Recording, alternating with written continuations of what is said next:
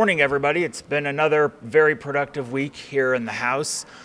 We got a number of priorities for our House Republican conference out of the House this week with property tax relief, with relieving the regulatory burden on a lot of our home builders that are trying to provide housing and address the lack of housing that we have in the state, as well as a number of other priorities. And also very excited about the continued productivity out of the Senate with their work last night on our priority crime bill. So we'll be looking forward to taking that up next week and sending it to the governor's desk.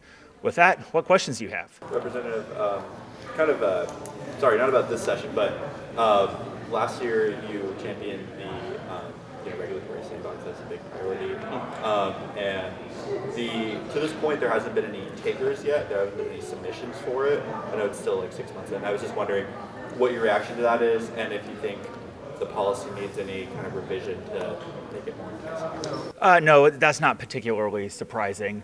It takes a little while to develop this. I know the Department of Economic Development has been working to roll out that program, develop it, market it, where folks are going to have awareness that it exists. So not particularly surprised. It's in all the other states that this has happened. It's taken some time. So nothing concerning at this point. Thank you.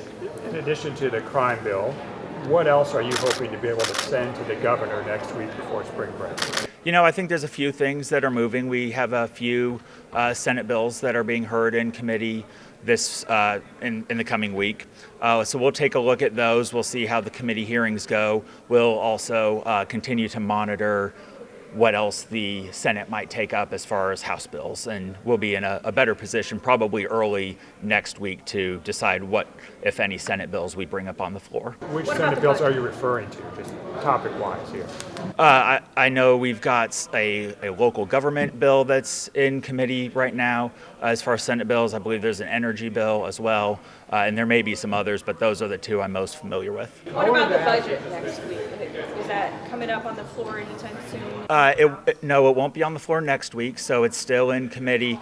I believe the hope from the budget committee, at least as I've heard it, is that they'll be able to do some markup, make some amendments to the budget, and we'll go from there. But as far as I'm concerned, I want to make sure that they have time to go through their process. They're doing really heroic work trying to move the budget quickly given the tight timeline that they've been under. And our budget chair, Dirk Deaton, as well as the committee, has done a really remarkable job of trying to get things moving quickly. But we do want to make sure that they have time to go through their process and pass out a strong package that we can support. So you have on Monday in House Utilities a hearing on the bill with the construction work in progress language, the future test year language, which even the Senate sponsor acknowledges would probably result in some rate increases for people.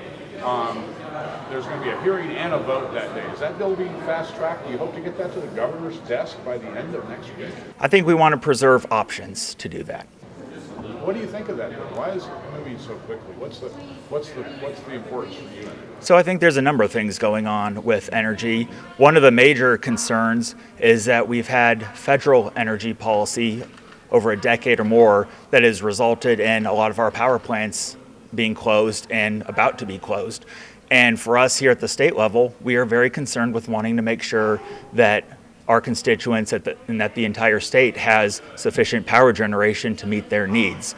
And I think that does create some urgency because it takes a while to build power plants, to have generation. So this is an urgent concern for all of us to make sure our energy needs here in Missouri will be met. And the impact on rates, is that a concern for you? Sure, I think you're always trying to make sure that you're balancing generation and rates, and making sure that when our constituents turn on their lights, that the power turns on, that when they need their heat, that there's sufficient heat there for them to be able to do that. But you have to, at the same time, address those rates, and we don't want rates to go sky high. So it's always a balancing act when it comes to power generation. And I know our Utilities Committee is going to vet that bill thoroughly to make sure that that balance is sufficient. Anything else for me? Anything for any of the other fine bill sponsors that are up here this week? Nobody here on this side has written a lot about these property tax bills. I mean, they're very, very specific, very detailed in the way that you get your property tax assessed and billed. What is the one thing that people are going to notice the most on their property tax bill this fall? Well, I think one of the things that we are very concerned about is that property taxes just keep going higher and higher and higher. So we're trying to create opportunities to, at a minimum, have those rates stop growing at such a rapid rate. Well, the property values go up, you get a new car, your bill changes. Most people, I would assume, look at the bill and go, okay, it's more this year, it's less than last year, without knowing like 33% versus 30% on assessment, or whether it's the ADA or some other blue book that you're taking the value from. So that's why I'm wondering, what will people see on their bills? Well, I think that thought discounts the intelligence of our constituents just a little bit. I think they are paying attention to their rates and the rates at which they're going up. And what we want to do as a House Republican conference is to stand with our constituents and try and provide property tax relief.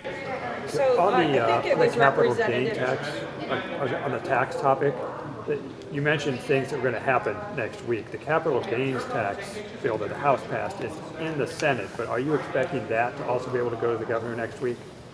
I think we're hopeful that that will go to the governor's desk next week. That's a priority for us as House Republicans to provide tax relief on multiple fronts. There's a reason it was one of the first bills we passed out of the House of Representatives. So we would like the Senate to take up our House capital gains bill and pass it. So Representative Del Taylor, I think it was, he made the argument about Representative Coleman's property tax proposal that the matter of the increases should be left up to the county assessors. Can I get your response to that? So with Representative Coleman's bill in particular, that's a House joint resolution. It's something that will be presented to the voters where they will have the final say on whether that bill becomes law or not. Okay. Thank you all. Appreciate it.